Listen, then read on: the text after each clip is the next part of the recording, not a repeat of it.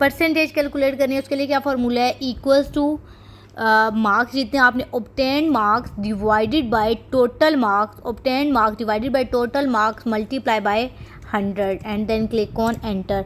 आपको फार्मूला ही लिखने को वहाँ से कहेंगे, इक्वल टू दोबारा करते हैं obtain marks, click on the obtain marks cell divided by total marks multiply by 100 and then we can calculate the. अब हम इसको ये करते हैं कि अब हमने इसको ग्राफिकली रिप्रेजेंट करना है। select the table and represent it graphically.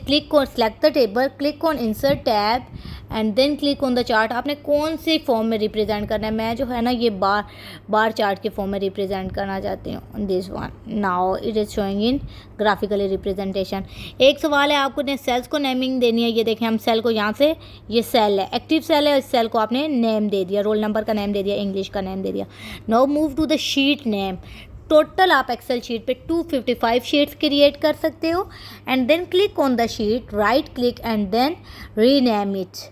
Okay and now move to the protect. आपने अपनी शीट को प्रोटेक्ट कैसे करना है, शीट पे क्लिक किया एंड प्रोटेक्ट शीट पे क्लिक किया। हाइड कैसे करना है, उसके बाद एक चीज़ है आपके पास वैलिडिटी, आपके पास ये चीज़ है कि validation, protection and filter. Filter के लिए आपके पास होम टैब में ये लास्ट पे जाके आपके पास फ़िल्टर के लिए ऑप्शन आ गया। प्रोटेक्शन का मैंने आपको उसमें भी बताया है, MS वर्ड में भी। फाइल पे गए, इन्फो पे गए तो आपने यहाँ से जाके अपने डाटा को प्रोटेक्ट कर लेना है। बाकी फार्मूला जैसे आपने इक्वल्स टू सम लिखा है, टोटल मार्क्स में इक्वल्स टू सम लिखा है, obtain marks equals to some लिखा है, इसी तरह आप इक्वल टू मैक्सिमम, मिनिमम, ठीक है, आपको मैक्सिमम कैलकुलेट करने को कहते हैं तो आप इक्वल टू मैक्स,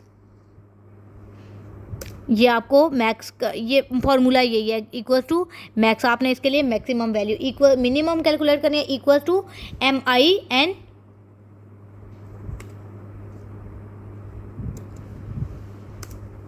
ये देखें, इनमें से आपके पास मैक्सिमम कितने मैक्सिमम कौन सी वैल्यू थी, 55 थी, वो आपको कैलकुलेट करके दे रहा है। अब हम इस पे कर लेते हैं मिनिमम, इक्वल टू, अगर आपको फार्मूला लिखने को आ जाता है तो equal to minimum, equal to minimum जिस कॉलम में से आपने, सपोज इस कॉलम में से आपको मिनिमम वैल्यू कैलकुलेट करने को कह रहे हैं तो इक्वल टू मिन ई, कॉलम ई है, रो 6 है, E6 से लेके G6 तक आपने मिनिमम वैल्यू कैलकुलेट करनी है।